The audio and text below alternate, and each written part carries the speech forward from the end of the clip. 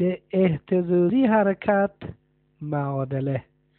موږ د مخه وویل کله چې حرکت اهتزازي صورت مومي د یو الګو د دایره څخه موږ په استفاده سره کولای شو چې نقطه د پی مد نظر ونیسو چې د دایره پر محیط باندې دوران کوي او د نقطه د پی مسافه د محور افقی یعنی زمان څخه یو فاصله نیست چې ورته وای وایو او د دې ځای نه د دې دایره او حرکت په مقایسه سره د شی لاس خوات یو کمان دو برخه یعنی او اعظمي لري او اصغري لیدل کیږي چې په هر ثانیه کې د هغه فاصله د تی د محور سره وای لیدل کیږي او مسافه ټول مسافه یعنی یو پیریودی چې یو دوران کړي دغه دوه کمان لاس راغلي چې تی مساوي یعنی پیریود مساوي د 2 پای پر اومگا پر سرعت زاویوي او موږ وینو چې وای مساوي آر ساین تیتا دا شکل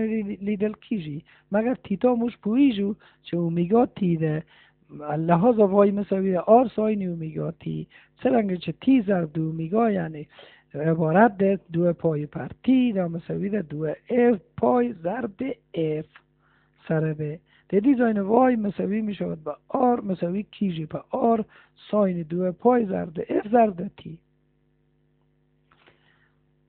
معادله د شتاب یا د تعجیل معادله دلته وینو شتاب واضحا البته مشتق د سرعت د نظر و زمان ته بنابراین موږ د مخه د رابطه لرو سرعت لحاظا ا مساوی ده یعنی شتاب مساوی ده په مشتق د سرعت نظر و زمان ته دا مساوی که منفی آر اومگا مربع ساین اومگا تی او علامه د منفی داشته چې جهت شتاب همیشه په مرکز د سی خواط متوجه ده او جهت د وای او ا یو د بل سره په مخالفت واقع ده په مخالف واقع ده او خورا لوی قیمت د تعجیل په هغه حالت کې ده چې وای مساوي و آر وي او اومگا تی مساوی پای پر 2 به لحاظا شتاب مکسیموم شتاب مساوی ده منفی اومگا مربع ضرب آر. په دې حالت کې متحرک په یو د دو نقطو څخه قرار لري یا په این او ا نقطه کې یا په وی نقطه کې او سرعت د هغه په دې لحظه کې صفر وي.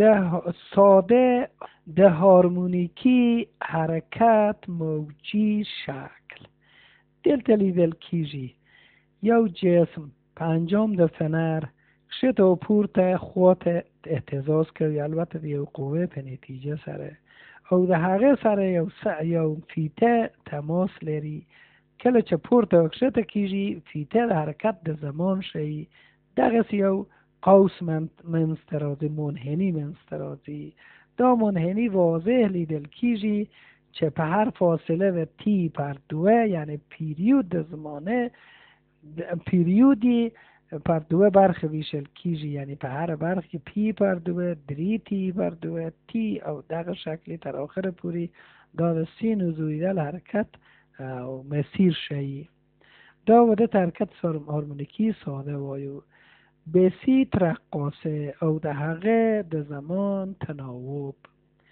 دغه رقاصه مجوین او دغه بسیط رقاصه د خپل د ځای حرکت کوي دا پنجام یو کتله ده طول د رقاصه ال ده یعنی تقریبا شعال حرکت ده او تیتا زاویه ده څرنګه چې د ام د دو قوه ترمنځ ده یو قوه فرار د مرکز ده یو قوه عمود پر هغه باندې ده دغه دوه مرکبه تجزیه کیږي ام جی وزن معلومیږي او دیو قوه ام جی کوساین تیتا ده بلی ام جی ساین تیتا ده او بلی ام جی خپل ده دا ټول واضح ده په وضاحت سره لیدل کیږي د دې ځای نه موږ دغه قوه دغه اف تی مساوی ده ام جی کوساین تیتا او اف 2 مساوی ده ام جی ساین تیتا څنګه چې موږ د مخه وویل څرنګه چې ساین تیتا تقریبا تیتا ډیر کوچنی ده، ساین تیتا او تانجانت تیتا او تیتا خپل یو د بل سره تقریبي توګه موږ وایو چې سره برابر دي. او د دې ځای نه تعجیل منفی لاسته راځي اف مساوي د ام ای مساوي د منفی ام جی ساین تیتا، د دې ځای نه ام مساوي شو منفی جی ساین تیتا. او ساین تیتا واضح لیدل کیږي چې اکس پر ال ده، لحاظا ام مساوي د منفی جی ضرب د اکس پر ال، لحاظا ام مساوي د لبل خوا ام مساوي د منفی اومگا مربع اکس، د دې ځای نه منفی اومگا مربع اکس مساوي د منفی جی اکس پر ال، اکس په دواړو خواو کې اختصار کیږي. د دې ځای نه لبل خوا 2 پای پر تی کل مربع مساوي د جی پر ال، اکس خو اختصار شو، او د دې ځای نه تی مساوي د 2 پای ضرب جذر ال پر جی. دا ډیر دلچسپ دغه رابطه ده چې طول د رقاصه په دې معامله کې په دې پروسه کې مداخله کوي او مربوط کیږي.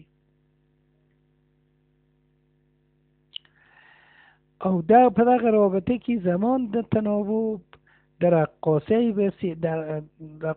بسیط سره ارتباط لري چې د 6 درجه نه کمتر نوسان کړي. او تیتا لیدل کیږي دلته زاویه د تیتا کمتر د 6 درجه ده، موږ فرض وکړو چې تانجانت هغه او ساین سره او خپل د اکس سره برابر ده. او څنګه موج انتشار کوي دلته لیدل کیږي کله چې هغه تار وشورول شي دلته یو موجی حرکت لاسته راځي. په حقیقت کې دلته موج ایجاد شوی دی. قابلیت د تبدیل د انرژي حرکي په پتانسیال او پتانسیال پر حرکي کې هم دلته رول لري. دلته هم دغه موجي حرکت موږ کولای شو کنټرول وکړو. زمان لیدل کیږي تی پر 2 دغه یو برخه او 3 تی پر 4 فاصله په دغه ترتیب سره موږ مخته ځو او تی پیریود د 2 متناظر نقطو د افقی محور سره. موج څو ډوله ده. ارضی موج هغه موج دی چې جهت انتشار یا پخش کېدل د هغه جهت پر جهت اهتزاز سره عمود وي. دلته لیدل کیږي. دوهم موجی چې دلته موږ مشاهده کوو طولی موج ده. طولی موج هغه ده چې جهت انتشار منطبق بر جهت اهتزاز وي. دغه فنر طولی موج ده. بل عرضی موج ده. او بل موج هم ساکن غوندې معلومیږي چې دغه موج ساکن وایي چې برخلاف 2 شکل نور چې دی دا د هغو سره توافق نلري. سرعت د انتشار موج په یو محیط متجانس کې کیدای شي محیط متجانس وي. محیط چې متجانسی ورته موږ ایزوتوپ محیط وایو چې دغه په دې شکل کې چې ذرات ډیر منظم وي او هغه محیط د شرایط فیزیکی په ټول نقاط کې د هغه یو ډول وي. کیدای شي چې سرعت انتشار موج په یو محیط تړلی دی د هغه د موج دامنه په دې شرط چې تغییر شکل د موج د انتشار په نتیجه کې ډیر لوی نه وي. سرعت د انتشار موج په یو محیط کې په ټول شرایط فیزیکی او جنسیت او د هغه خواص سره تعلق لري، ارتباط لري. سرعت د موجی ارضی موج انتشار سرعت وی مساوی د اف پر ام. دغه اف دغه د پر ام دغه جذر سرعت یې چې د مخه موږ ولیدل. اف البته قوه کشش ده، ریسمان ده یا در رسه د کشش قوه ده. او معلوم دار ام کتله در رسه ده فی واحد طول. او وی سرعت انتشار موج ده په متر فی ثانیه کې. محیطی غیر متجانس. طول موج چه شی ده؟ طول موج ده هغه فاصله ده، هغه مسافه ده چې د دوه متناظر نقطه ترمنځ وي. طول موج هغه طول ده چې په یو پیریود کې قرار ولري، فاصله د یو پیریود، البته د محور فاصله. دا موږ وی لامدا دلته د فریکونسی، دلته طول موج د فریکونسی سره ارتباط لري. لامدا طول موج ده مساوی ده سرعت ضرب د پیریود. څرنګه چې پیریود معکوس د فریکونسی ده، لہذا طول د موج مساوی ده سرعت پر فریکونسی، او فریکونسی او طول موج چې یو د بل سره ضرب شي سرعت منځته راځي. خصوصیت د محیط او خواص پر سرعت باندې ارتباط لري، تاثیر لري. هغه بررسی د هغه وضعیت د اهتزازی په محیط انتشار کې د هر نقطه. موږ غواړو موقعیت د اهتزاز په یو غیر مشخص نقطه په محیط کې د هغه فاصله چې واقع ده په یو لحظه مشخص بررسی کو. لامدا دلته طول موج ده، لامدا دلته لیدل کیږي. نقاط A B C D ده. سرعت هم دلته مشخص ده چې څه خاصیت لري. L0 مساوی په 0 ده، او دلته واضح لیدل کیږي چې Y B مساوی ده په R ساین اومیگا T. دلته لیدل کیږي Y0 مساوی ده R ساین اومیگا T. دا هم د مخه موږ ویلي وو، او د اومیگا پر ځای 2 پای پر T وضع کوو. Y0 مساوی ده R ساین 2 پای پر T. د دیزاین لامدا موږ پوهیږو چې V ضرب د T ده. T زمان مساوی ده T لوی T یعنی پیریود مساوی ده لامدای پر T، او T ماکسیموم مساوی ده X پر V. پر ترتیب سره موږ لاسته راوړو چې Y M مساوی ده R ساین 2 پای پر T ضرب ده T منفی T ماکسیموم. او په اصل قیمت گذاری موږ لاسته راوړو دغه رابطه، او د دیزاین موږ لاسته راوړو 2 پای موږ په فاکتور کې نیسو دلته R ساین 2 پای ضرب دغه قوس، او د هغه پر ځای قیمت گذاری کوو تی وی پر ځای لامدا، لحاظا در رابطه لاسته راغی. زاویه د 2 پای X پر لامدا دا فرق فاز د حرکت ارتعاشی د نقطه د M او مبدأ او ویل کیږي.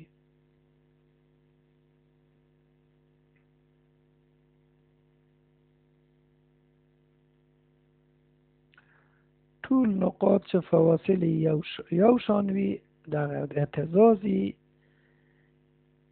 د یو مضرب تام د لامدا دی، یعنی عادت هم فاز ویل کیږي.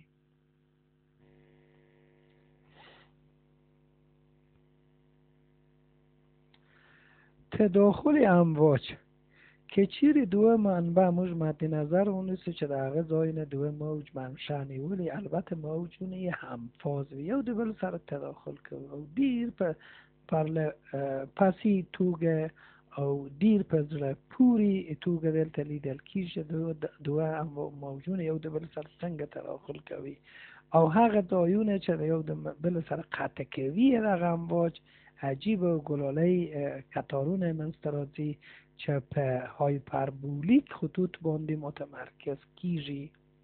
دغه خاصیت تداخل د امواج ده. البته دغه تداخل په نور کې ډیر جالب او په زړه پورې شکل تشکیلوي. ای او ازابر هغه نقاط ده چې لشت برجستگی لري د دو موجونه په هغه نقاط کې، او بی او بی زبر هغه نقاط ده چې په هغه نقاط کې لشت سره موجونه کشل شوي دي، او سی و سی زبر دوه هم فاز متقابل دي چې به نتیجه در تغییر در ذرات محیط په دې نقاط کې په مخالف جهات کې واقع شوي دي او تفاضل د فواصل د هغوی د منبع د S1 او S2 البته S1 او S2 منبع د نور ده منبع د دغه د موج ده په نصفی طول د لمدای پرتوه در طول د موج واقع ده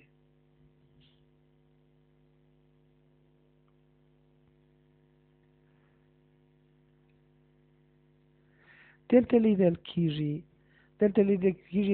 دی دوه منفی دیو مساوی ده کا ضرب د لمدا البته کا یو کا دوه کا دری دلته ځینې نقاط حساس نقاط دلته په شکل کې ښودل شوي دي پر دغه منحنیګانو باندې او دی دو منفی دوه یو دی یو مساوی ده کا ضرب د یو پر زید در دی دوه منفی دی یو مساوی ده کا جمع ده یو پر دوه ضرب د لمدا مساوی ده دا د دی ځای نه دوه کا جمع ده یو ضرب د لمدا پر دوه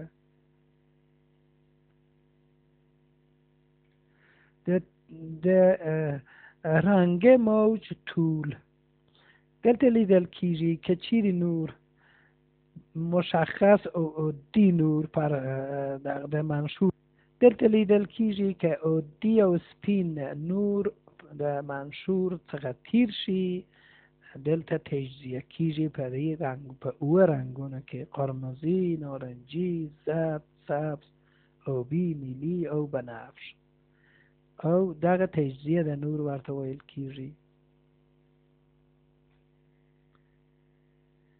سره رنگ چې لري طول موجی اوږده ده او خورا کوچنی طول موج چې لري دا بنفش نور چې ورته وایو دلته لیدل کیږي.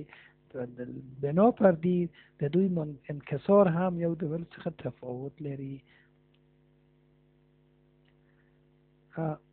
طولی موج یا طولی امواج کله چې د دغه پنجه صوتی د شکرونه اهتزاز کوي هغه ته امواجی په فضا کې پخش کیږي.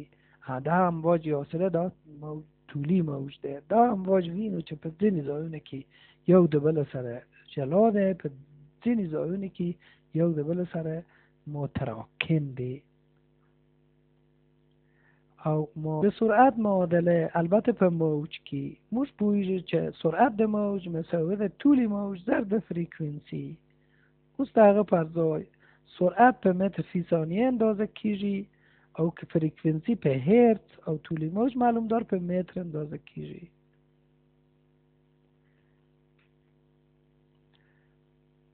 انتشار د صوت معلوم دار صوت هم په موجونو باندې منتشر کیږي. دلته لیدل کیږي صوت هم په اثر د اهتزاز منځته راځي او د دستگاه الکترونیکی په ذریعه سره موږ د هغه البته د موج د دی موج یا د دی اهتزاز فریکونسی او نور خواصی موږ کولای شو مطالعه وکړو او د سړی یا د انسان غوږ هغه صوتونه اوري چې په شل تر شل زره هرتز په میانس کې واقع وي په طور اوسط هغه کولای شي واوري. او سرعت صوت معلوم دار د سرعت نور نه کم ده لږ ده او د منبع صوت او د انسان د غوږ ترمنځ باید یو محیط مناسب واقع وي چې صوت انتقال شي یعنی انرژی پکې انتقال وکړي. په گازات کې سرعت صوت البته گازات معلوم دار مختلف حجمونه لري البته فشار لري نور خواص لري لحاظا سرعت صوت هم د دوی ترمنځ فرق کوي که چیرې فشار گازات چې حجم پر حجم وي او فشرده وي او بل گاز پورته گاز کښته گاز فشار کم دی موږ وینو چې کم ځینې سرعت ډیر پکې هغه گاز چې حجم فشرده وي سرعت صوت اضافه تر ده پکې. سرعت صوت سرعت په هغه گازونو کې اضافه تر ده چې حجم فشرده تر وي متراکم تر وي او دلته سرعت صوت پر کامل مکمل گازونو که د لاپلاس د فرمول څخه لاست راځي وی مساوی ده په جذر د گاما پی پر رو. پی چه شی ده؟ فشار د گاز ده. رو چه شی ده؟ کثافت د گاز ده. معلوم دار گاما هم نسبت ظرفیت حرارتی مخصوص گاز ده. بله، او گاما مساوی سی پی و سی وی. معلوم دار سی پی فشار ثابت ده او سی وی هم حجم ثابت ده. د گاما اندازه د رنگ و رنگ گازون ده پاره دلته لیکل شوی دی په جدول کې. البته د حرارت څخه موږ پوهیږو چې په حجم د هغه حرارت په درجه حرارت مطلق تی و فشار پی مساوی وی ده. نسبت پی وی پر تی یو مقدار ثابت ده او دغه مقدار ثابت په تی ارائه کویه. لحاظ آر مساوی پی وی پر تی ده. او که چیری وزن فشار آر ضرب تی پر وی ام پی د هغه پر ځای پی وضع کو د پورتنی رابطه څخه لاست راځي چې وی مساوي د جذر گاما ضرب پی پر رو. هغه رابطه ده چې د مخ موږ ادعا کړی وو او د هغه پر ځای موږ آر تی وی ام کشیږدو دغه لاست راځي. د دې ځای نه موږ بیا بل رابطه لاست راوړو دغه او د دې ځای نه دغه رابطه لاست راځي. ام مساوي ده رو ضرب وی ام کوچنی حاصل ضرب کثافت گاز په حجم مولکول گرام دغه گاز مساوی په کتله مولکولی گاز ده. لحاظا دا بیا قیمت گذاری کوی وی 20 لاست راوړو. سرعت صوت په جامدات او مایعات کې سرعت د صوت سرعت په جامدات کې نظر و مایعات ته ډیر ده او په مایعات نظر و گازات ته ډیر ده. دلته د رنگارنگ اجسام ځینې مایع ده، ځینې گاز ده، ځینې هم جامد ده په دوی کې ښودل شوي دي. هغه قوانین چې د مخه موږ ادعا وکړي چې تراکم ته جسم ته سرعت د صوت اضاف ده، نو په ځینې شیان کې د دوی په خواص سره په دې ګراف کې لیدل کیږي. انعکاس د صوت. معلوم دار صوت د یو ځای نه چې منشأ نیسي په بل مانع باندې چې برخورد کی بیرته سړی او خواته یا منبع او خواته انعکاس کوي. دغه غږ دغه خاصیت د صوت دی چې موږ ورته پژواک وایو. صوت چې منشأ د غره سره یا د یو دیوال و نږدې ته یا په ځینې اتاقونه چې سړی خبرې کوي د سړی غږ انعکاس کوي. هغه انعکاس دغه په شکل کې ښودل شوی دی. موج بیرته ځي او دیوال سره برخورد کوي بیرته منبع او خواته راګرځي برعکس. او دلته په دې ګلالۍ سره مشاهده شو انکسار د صوتی امواج و انکسار. صوتی امواج هم منکسر کیږي. د یو محیط و بل محیط ته چې داخل شي محیط سره تفاوت لري او صوتی امواج هم انکسار کوي په اوریدو او نااوریدو سره ډیر تاثیر لري.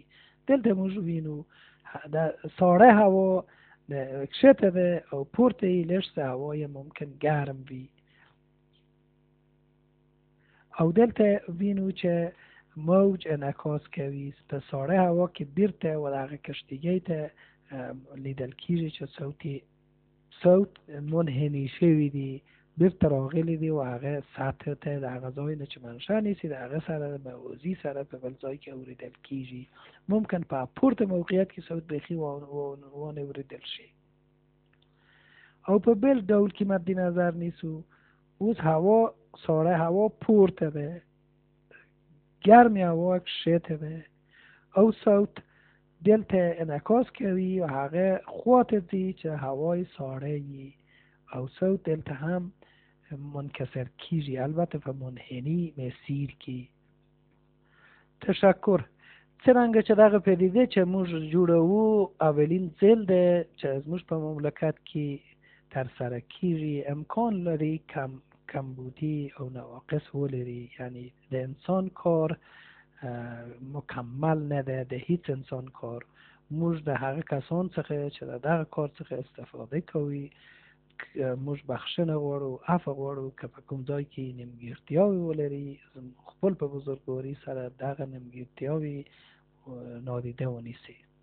تشکر. موږ په راتلونکي کې تلاش کوو چې نور سیدیګانې تولید کو او جوړ کو چې دغه نواقص چې په دې نوې سیدیګانې کې په هغو کې نه وي، یعنی وار په وار انشاءالله موږ تجربه کسب کوو او په راتلونکي کې تصمیم لرو چې د بیولوژي او د کیمیا د مضامینو په ساحه کې هم دغه سیدیګانې تر نظر لاندې ونیسو او ترتیب کو. تشکر.